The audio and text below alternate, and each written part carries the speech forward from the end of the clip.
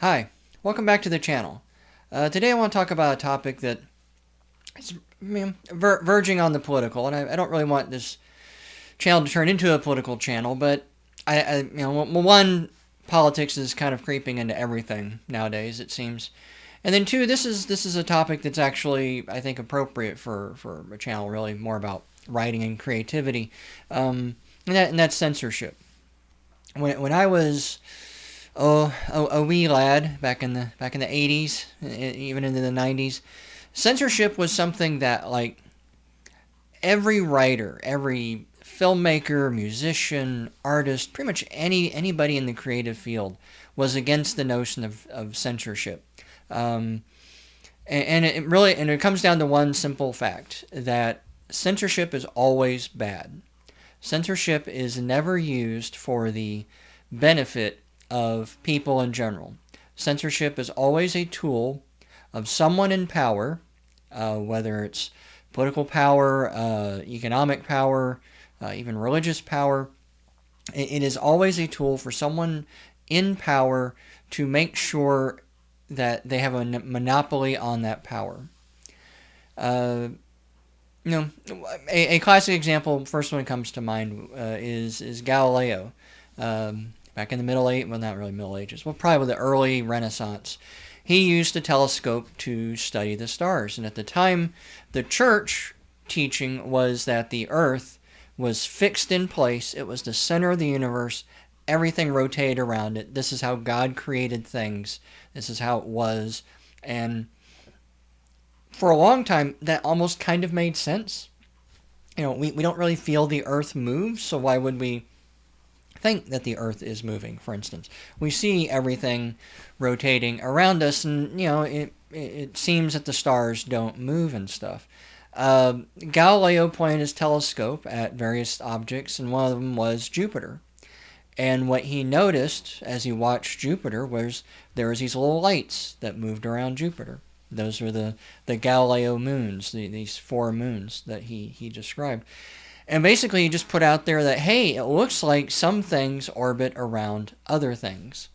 And if that's true, maybe we orbit around other stuff too. And the church shut that down. Uh, they made him recant all of everything that he said and all his teachings. And what it was is it was a censorship of ideas, because that idea challenged the primacy of the Catholic Church of the time, and they just couldn't stand that, because if that idea got out, that, oh, maybe the Catholic Church was wrong about this. Well, what if they're wrong about this other thing? What if they're wrong about this over here? Maybe they don't have a monopoly on the voice of God or anything else like this. We see this in politics too. There was a lot of censorship back in the 40s and 50s, and actually getting into the 60s too. That was the McCarthy era. That was the era in which you could be just accused of maybe being a communist or having socialist friends. You certainly didn't want to be reading the Communist Manifesto or certain writings by certain people. That would get you blacklisted. Now, they didn't ever really 100% persecute anybody, but they made it really hard for you to get a job. And that's what we call the blacklist, and that was back then. There was a lot of writers and creative types and even just private citizens who pretty much lost their whole livelihood because someone assumed that they were, maybe a communist or a socialist. That's kind of what we have going on today with cancel culture, right? Someone just says that you're a far-right Nazi, you're a racist, you're a bigot, you're a whatever, and they'll get you fired from your job, they'll get your job shut down, you get kicked off of all social media, you'll have trouble communicating with people, to the point of, like, I think some people even, like, had, like, their credit cards frozen, like, they've been kicked off credit card companies and stuff like that. It's the same thing. And what spurred me to want to talk about this today is now we're seeing it again. First, it was the COVID stuff. YouTube and Facebook and Twitter and all these other social media sites were shutting down anyone who had a dissenting viewpoint on COVID, on how bad it was, on effective treatments, on death numbers, you go on and on. And basically, if you challenge the official line, then you could be kicked off. And I've been told at least that some doctors have lost their medical licenses. I don't really know the details of that, so I don't know if it's 100% true. If there's maybe something else to the story. I do know that, like, I think in the state of Texas, the Texas Medical Board will go after any doctor's license if they prescribe hydroxychloroquine. Um, Even though I believe France and South Korea and other countries have done lots of research to suggest that. Um, and that's what's really disturbing, and this is coming, from someone with a Master's of Science degree in biology. This is not how science works. Science, you do not censor your opponents. You do not censor the other ideas, the competing ideas. What you do is you refute them. Someone says hydroxychloroquine doesn't work. Okay, so you go off and you find a study that shows that it does work. Or someone says it does work and you find a study that shows that it doesn't work. What you don't do is get them fired because you don't like the viewpoint that they have. That's not science. Um, you don't shut down doctors who just want to have a press conference and give their analysis of the data and that sort of thing. Um, the notion, if everybody here's a little pro tip for you. If anyone ever says the word settled science, ignore them. They don't understand the notion of science. They don't understand it. Trust me, when Galileo was pointing his telescope at the planets, the Catholic Church would have told him that's settled science. When someone was doing studies showing that cigarettes actually were really bad for you, someone else would have said, "Oh, that's settled science," because these doctors said that smoking is actually good for you. It strengthens the lungs, which was actually an idea. The notion of settled science is just an anathema to the scientific method itself.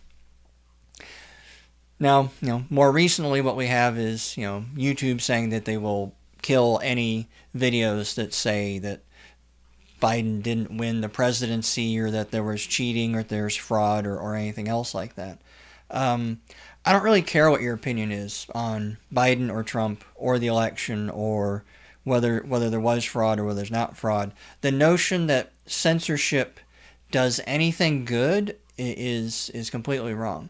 If you think that there was fraud, then you need to convince people who don't think there was fraud. And if you don't think there was fraud, you need to convince the people who do think that there was fraud. Having one side shut down the other side doesn't convince anybody. And that's another aspect of censorship. Not only is it just about control and manipulation and that sort of thing, it also fails. Censorship never works. I think that's the one thing that kind of gives me hope about all this, is that at the height of the Cold War and the McCarthy era, you could still find a copy of the Communist Manifesto somewhere. Galileo's ideas still got out despite the Catholic Church's best efforts. The same thing with Aristotle and a lot of other, not Aristotle, Copernicus and a lot of other early scientists. At the height of the Soviet Union, at the height of the Cold War, when the Soviet Union was at its most powerful and the state controlled almost everything, you could still listen to the Beatles and you could still listen to Elvis. You weren't supposed to.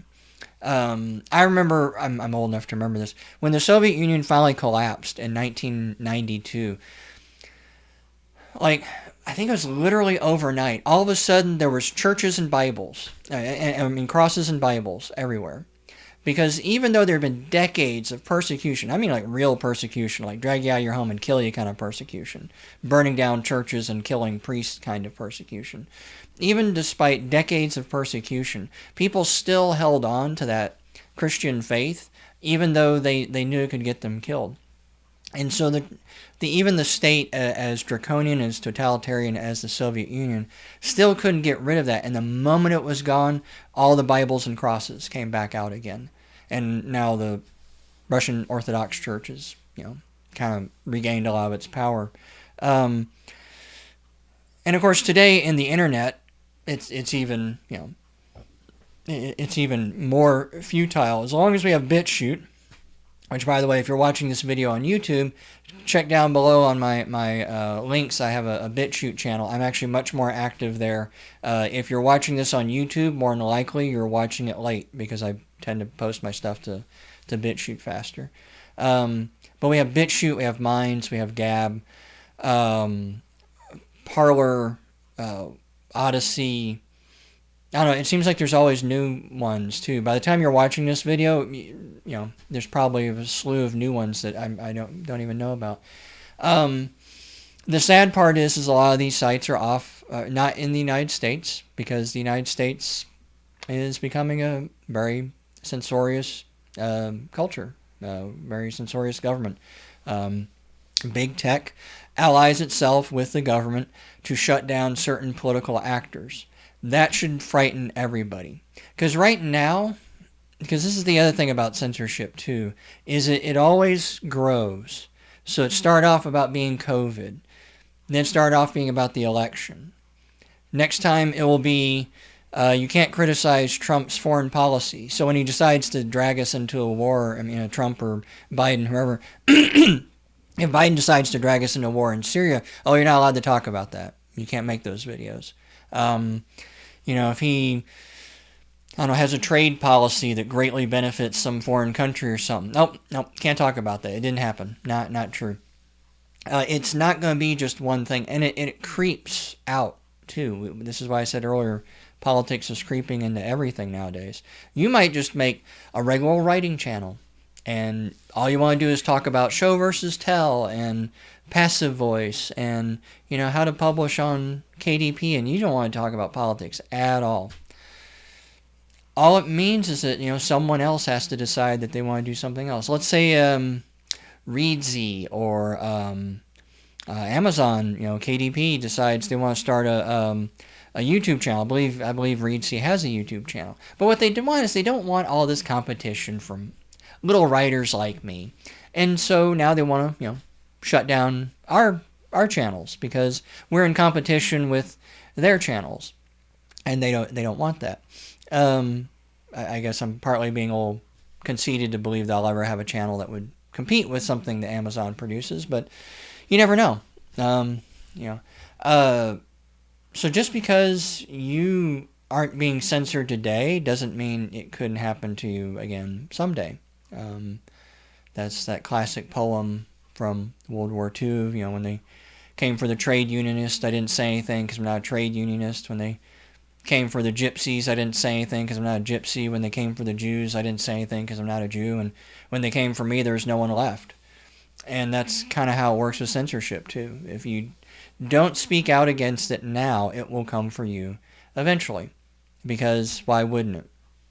If it's about power and control, well, everybody wants a little more about power and control, right? I think the other bright spot on censorship, too, is it never works in the sense that it always draws more attention. We as humans, we want to, especially I think in America, too, we're all just a little obstinate, a little hard-headed, rebellious.